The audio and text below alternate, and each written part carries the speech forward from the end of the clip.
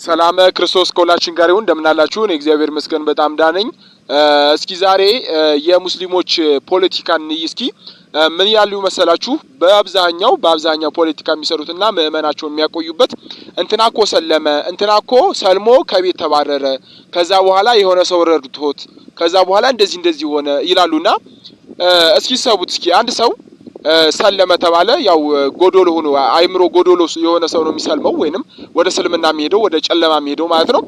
እና ይሄ የሰለመ ሰው ያ የማያውቀው ወይንም ክርስቲያን የሆነ ሰው ከቤት አባረሩ ተባለ። ሙስሊሞች ግን ክርስቲያን የሆነ ሰው ግን ምንድነው የሚያደርጉት? ይገሉታል። ለምን? ከሰለመ ሌላውን ሰው ክርስቲያን ስለሚያደርግ፣ ክርስቲያን ከሆነ ሌላውን ሰው ክርስቲያን ስለሚያደርግ ብለው ስለሚያስቡ ስለሚፈሩ ይወስድብናል ምእመናችንን ብለው ስለሚፈሩ ምን ያሉ ያን ሰው ለመግደል ነው የሚያስቡትና ከመግደልና ከቤት ከማባረር የትኛው ይበልጣል?